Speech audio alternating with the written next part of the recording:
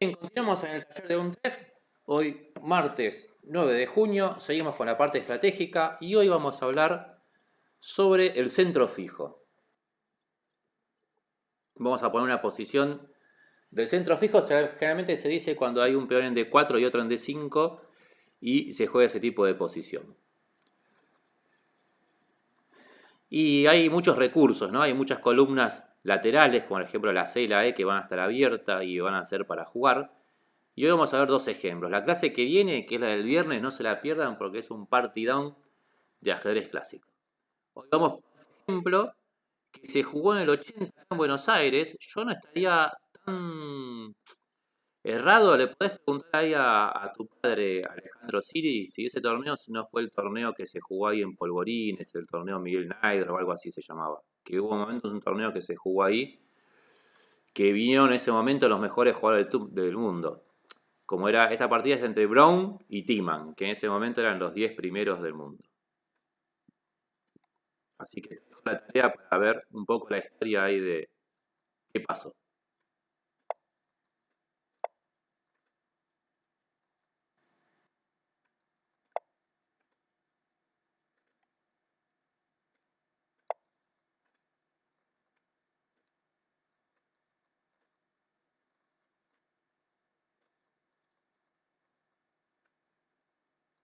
Bueno, esta apertura es fácil, ¿no? ¿Quién me dice que es?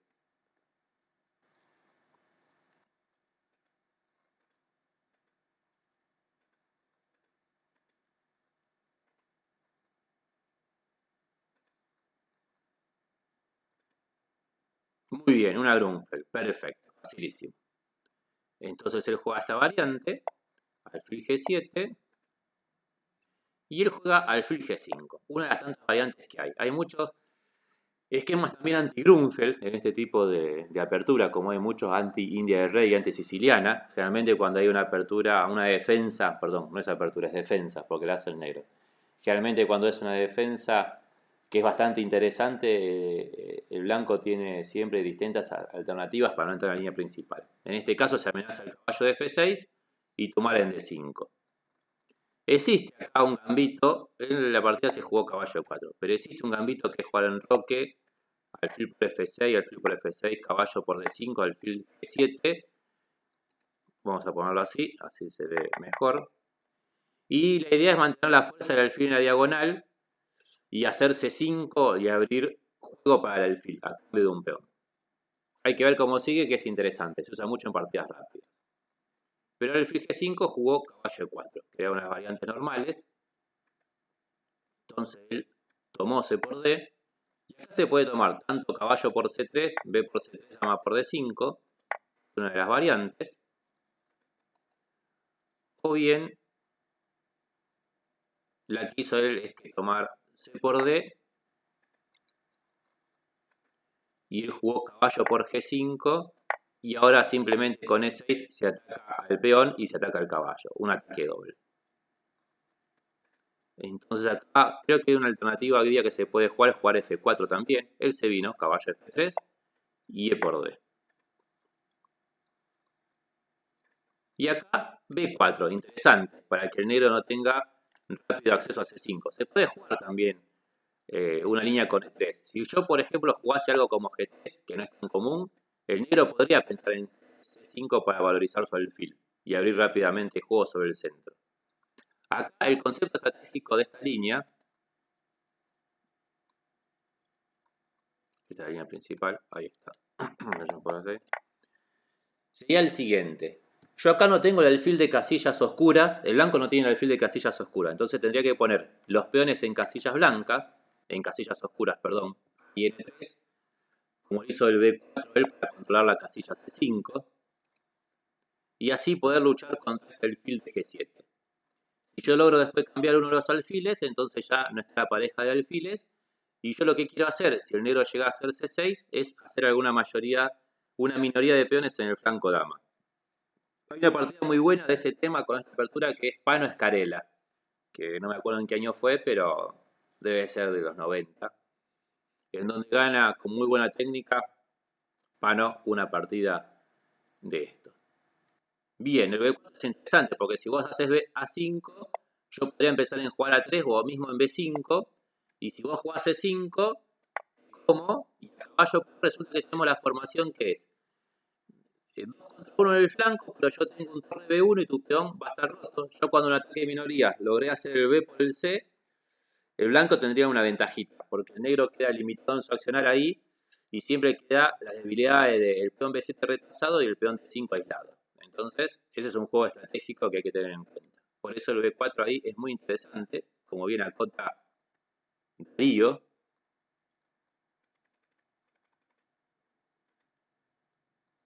Entonces, en roque hace el negro, E3, alfil E6. Vamos a ver cómo hace el negro para desenvolverse en esta posición.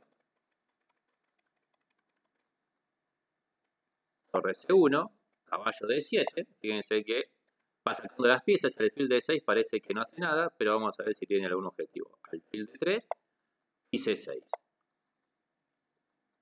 Bien. Ustedes dirán, bueno, pero yo puedo hacer B5 y amenazo comer. Si yo le amenazo comer, por ejemplo, yo hago acá cualquier cosa como esto. B por, vimos la clase que están los peones semicolgantes, como ya vimos en clases anteriores. Eso sería ventajoso para el blanco. Claro que en ese caso, al hacer B5, el negro jugaría C5 y es mejor quedarse con un peón aislado, pero yo tengo actividad del alfil de G7, puedo hacer un peón que se vaya a D4 y también ese alfil se va, y vos ya también estás expandido, yo puedo hacer dama 5 y aprovecharte la expansión que tuvo el blanco de ese lado. Es un juego interesante, por eso es muy rico estudiar todo lo que tenga que ver con la estructura de peones, porque eso nos va a cambiar la vida estratégica. Entonces dijimos que hacen roque, dama E7, dama B3 y torre FC8. Miren qué interesante, deja la torre todavía en la columna A. ¿Por qué? Porque está previniéndose para el momento hacer alguna 5 y salir jugando. Entonces él juega caballo A4 para venir a C5, lo frena ahí con B6, torre C2, y acá recomendaba a alguien, comenta un gran maestro, alfil F8 para C5. Él se decide directamente a jugar con C5.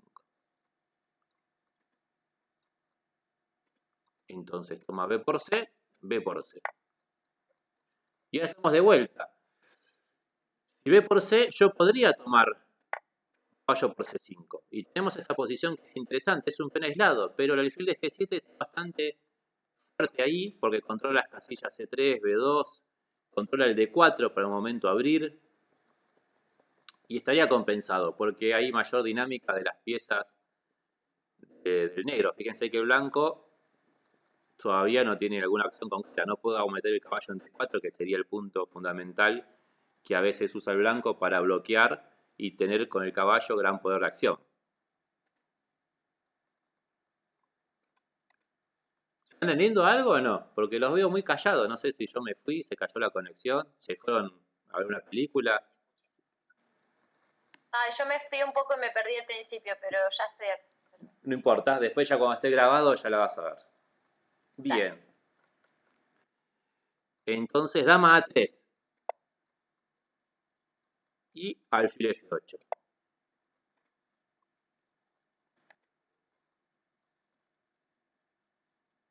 Entonces fíjense, pongámosle que liquidemos todo, así veamos el ejemplo del que estamos hablando.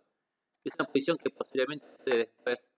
Y fíjense que la pareja de alfiles es interesante y el blanco no puede por ahora luchar contra el peón aislado. No tiene una forma correcta de jugar. No tiene un rey en D3 para hacer caballo D4, no llegué todavía a nada. Y el negro tiene la columna para jugar. Esta posición, si yo pongo un peón en B3 y otro en B6, sería distinta. Pero como el negro tiene una columna abierta, ¿qué compensación? Puede hacer torre B8, torre B2, torre B8, torre B4, torre A4. Tiene varias formas de jugar. Perdón porque yo me quedé acá. Ahí está. Perfecto. Entonces él, ¿qué hizo? hizo alfil A6. Exactamente, la pareja sí se hace valer. Torre C7. Esto estamos bastante apresurados porque queremos llegar a arribar a una posición crítica que después de ahí nos va a definir todo.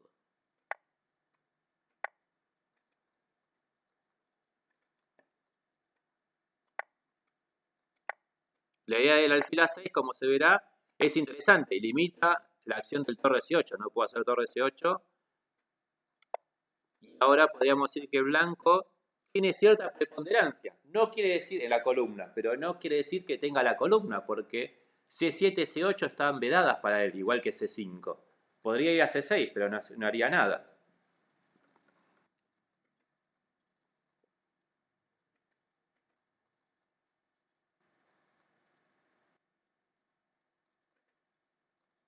Entonces él juega torre C2 y él juega torre D8. Con la idea es clara, D4, y por lo menos ahí se alcanzaría la igualdad cómoda, por lo menos. Quizás un poco preferencia del negro, porque hay un torre A4, el peón de A2 todavía tiene que ver qué hace de su vida.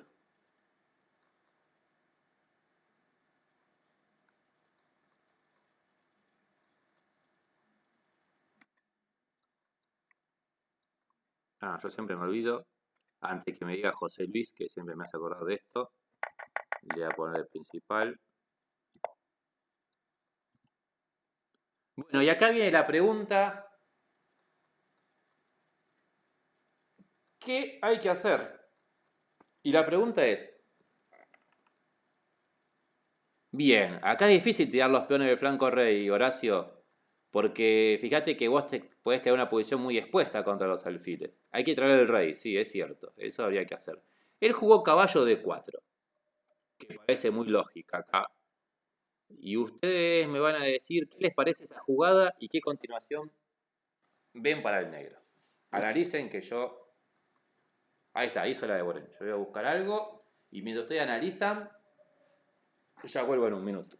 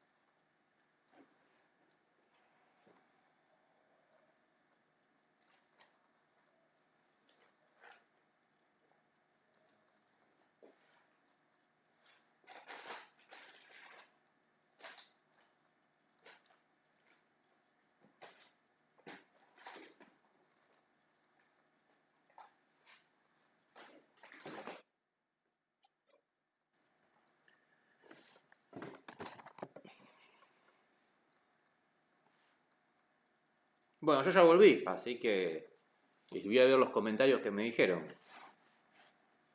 Bueno, caballo C6 ataca torre y amenaza jaque. Muy bien.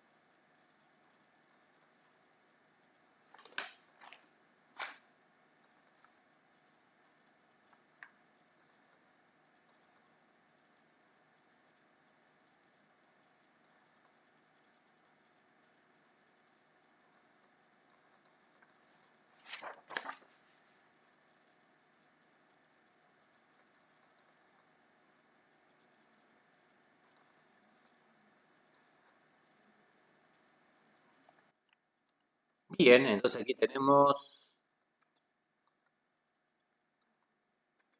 Bien. Ian dice, no me gusta el fil por D4 porque me quedo con el fil malo. Tira rey G7. Alfil por D4 mantiene la igualdad. Nico, entró Nico. Dijo, me agrada torre D6.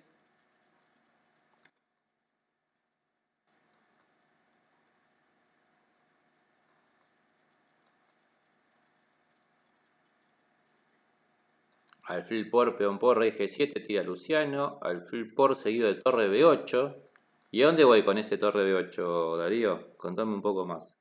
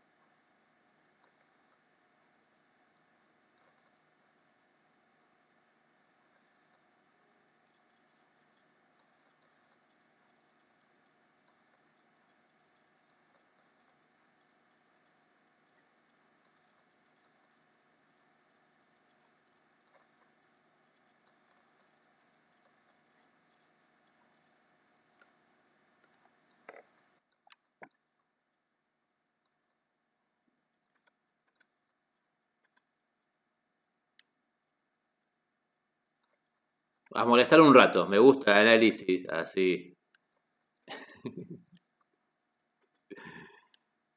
Para mate al pasillo, me gusta lo que dice Juan. Cómo sigue para no entablar, es interesante. Torre de 8.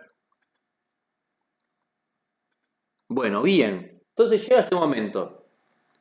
¿Qué hacer? ¿Qué habrá hecho acá Jan Timman? Que en ese momento debe haber sido tranquilamente el 3 o 4 del mundo, el holandés. Entonces acá hizo una gran jugada y vamos a ver por qué alfil por D4 es buenísima. Y con esto logra desequilibrar, amenazando el jaque al pasillo.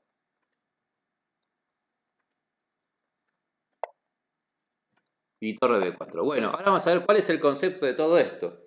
Es cierto lo que dice Ian, que le deja el alfil aparentemente malo. Acuérdense siempre que el tema del alfil bueno y el alfil malo es cuando hay una cadena mucho más grande de peones, una cordillera de peones. Acá, en este caso, sería un alfil malo, pero tiene una ventaja este alfil aparentemente malo. Resulta que yo tengo libertad para moverme con la torre y siempre puedo atacar el punto D4, que no puede ser defendido por el alfil.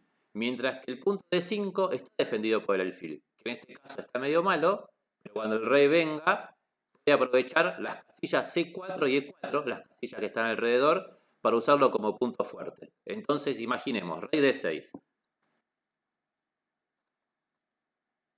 Ahí.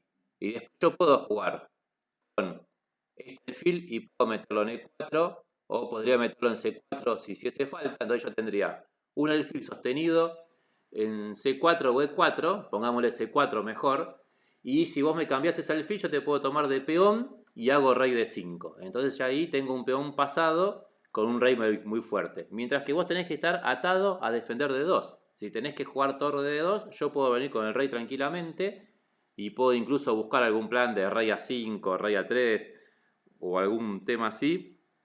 Y vos siempre vas a estar agarrado a esa acción. Entonces, fíjense que la idea estratégica que tenía el negro era bastante interesante. Con el concepto de que a veces en este tipo de posiciones, el alfil ese que puede ser malo, si el negro activa sus piezas, lo usa como para sostener la posición central y que haya piezas jugando. En este caso, la torre de B4 es la que se encarga de jugar en toda la cancha.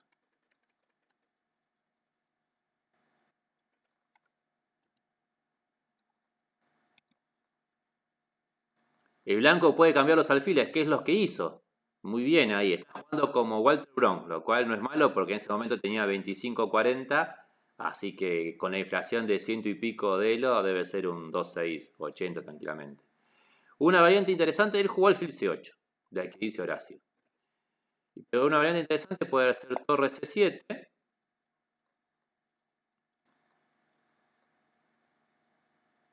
A lo cual viene torre A4 buena, porque si vos jugás este torre por D4, resulta que después de esta posición, con jaque y alfil B7, el blanco empezaría a valorizar su alfil, su peón libre. Entonces, en este caso, torre B8, rey F1, torre B4, alfil C8, si jugás torre C7, decíamos que ahí juego torre A4 directo.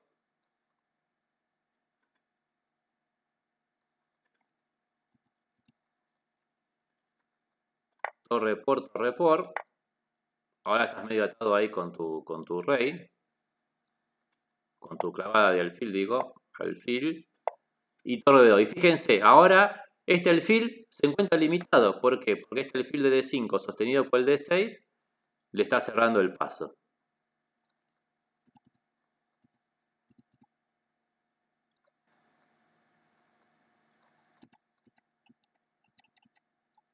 Y si vos jugás alfil C8, bueno, podrías jugarte esta posición.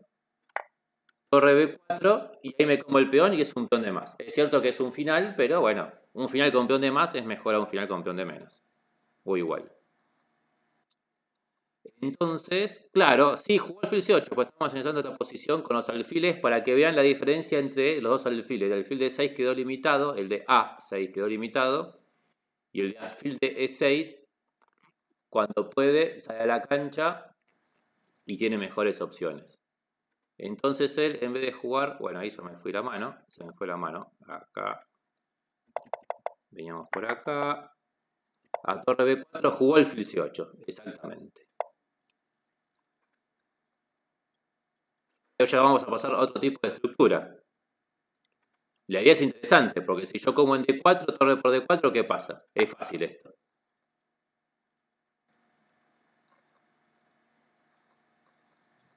Facilísimo, ¿quién me lo dice? Dale que ya está Plotninsky ahí, limpiando el silbato para arbitrar y enseñarnos. Claro, alfil por E6 y torre por C7. Y después torre por A7 y es una partida que puede ser equilibrada. Entonces el alfil C8 jugó A5. Entonces alfil por E6, F por E6. Bien, ¿qué se logró con esto? Ahora el alfil se fue y fue suplantado con el peón. Resulta que la debilidad permanente que le queda al blanco es D4, que no tiene alfil con quien pueda defenderlo.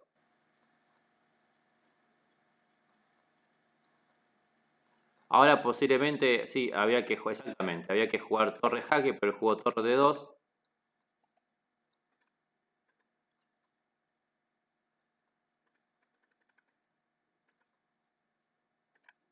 Torre A4. Ahora paso a hacer algo más técnico, pero que tiene que ver con este tema. Una torre activa contra una torre pasiva. Vamos a ver cómo evolucionan las piezas. Rey F6, H4 para evitar G5 y torre A3. Fíjense que ahora, gracias a todo el sistema que hizo el negro, pasó mejor posición en el final. Ahora técnicamente está mucho mejor. No se puede jugar torre de 3 porque cae el peón. Y si jugás rey E2, rey F5 para venir a E4 y seguir presionando fuertemente. Después puede venir un plan que puede ser el peón en A3 y llegar con la torre, por ejemplo, puede ser un ejemplo así, torre B2, de ahí presionar, pero yo con el rey ya más activo puedo jugar para rey E4 o para rey G4.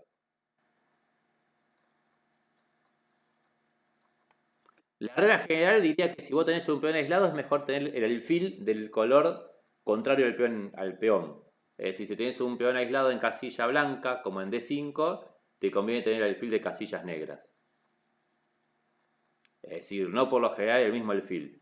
En este caso, es una especie de excepción, claro, para poder soportar el avance y vigilar las casillas alrededor del peón. En este caso, por eso lo mostramos como una excepción, porque este es uno de los pocos casos que hay en que se puede jugar este centro de esta manera y solamente compensado por la actividad de las piezas.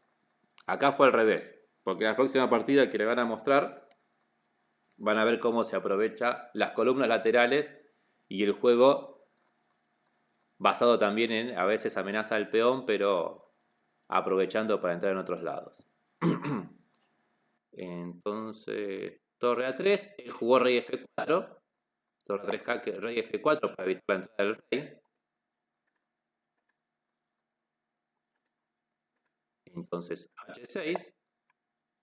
Fíjense que hay una especie de medio subson, porque si mueves la torre a ponerle B2, o E2 o C2, torre D3, y me están comiendo el peón. Quiere decir que la torre está ahora esclavizada a la columna D. No puedo jugar torre D1 porque es subson de torre, podríamos decir. Entonces juega F3, torre C3. Ahora puedo librar la torre si quiero. Si haces torre D1, te hago torre C2 a los dos peones. Tampoco sirve mucho. Entonces jugó G4, el negro jugó G5, tomó rey G3. Y ahora, ¿cuál es el plan que hacíamos, que dijimos, ya mencionamos antes?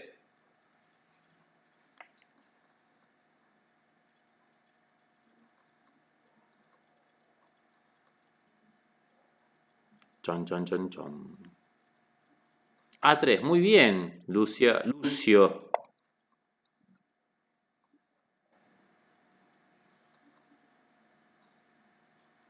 O Luciano, ya no me olvidé. Pero bueno. Exactamente. Ese plan. A3 para fijar y después hacer torre de B2.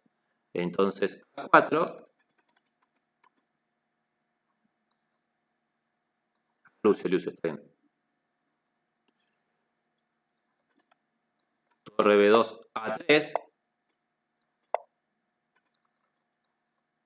Torre H2.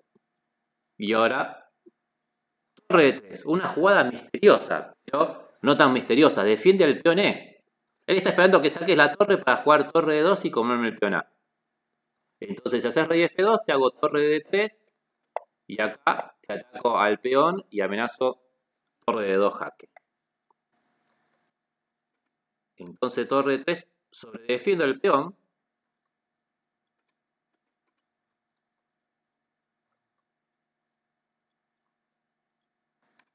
¿Y por qué hace esta jugada? Es una jugada de final muy fina. Porque el plan va a ser torre H6 jaque, rey F7, pongámosle a ver alguna jugada, esta por ejemplo, vendría torre jaque, torre H7 y ahora torre A7 y tendría contrajuego sobre el peón A. Entonces al hacer torre 3, si vos haces torre H6 jaque, te hago rey G7 y te obligo a volverte.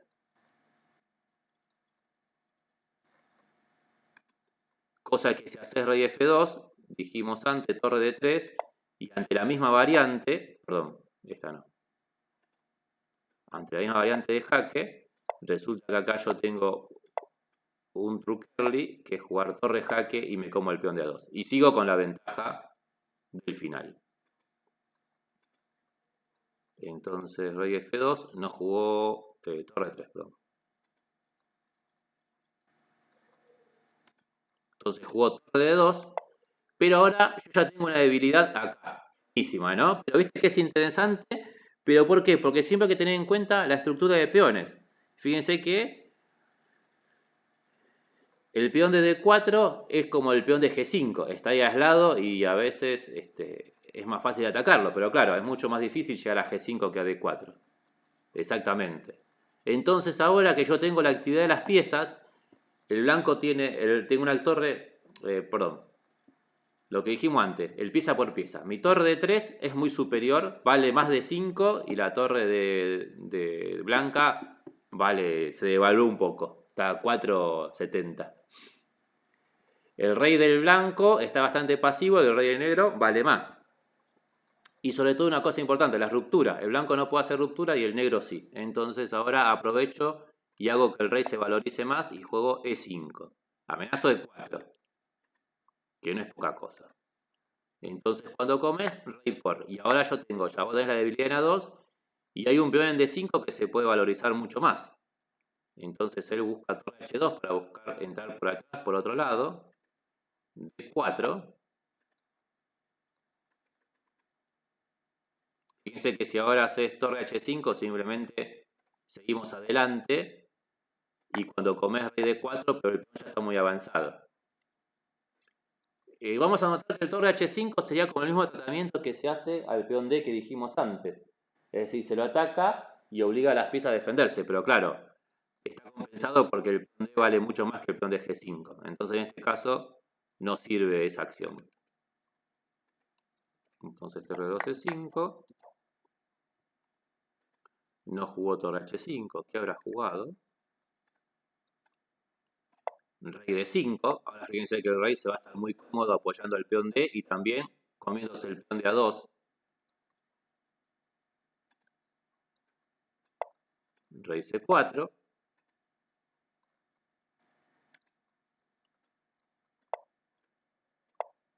La actividad del rey y las piezas negras ya son muy fuertes. Perdón.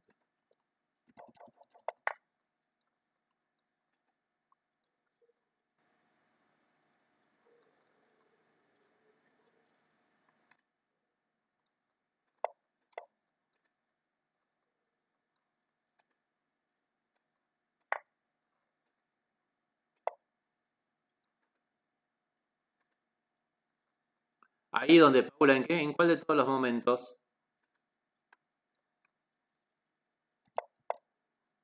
Aquí decís vos en vez de torre por G5 rey E2. Acá si rey E2 tenés el tema que sería similar. Torre C2 jaque. Y si jugás aquí, por ahí puede ser peor porque estás a tema de mate también. Yo te puedo jugar el truco este. Y cuando haces torre A5, A2. Y ahí también te estoy agarrando. Amenazo dama y torre H1. Y si haces rey C1, bueno, puedo jugar esta variante y ahí te gané. Por ejemplo, podría seguirse esta línea así.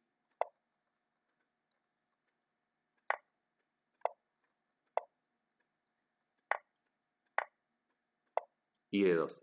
No sé si ahí se vio. La posible línea vamos a ponerla acá, así se ve. Ah, perfecto. Fíjense por la actividad de las piezas que hay. Entonces después de torre H8, rey D5, rey F2. Perdón, esta no. Jugó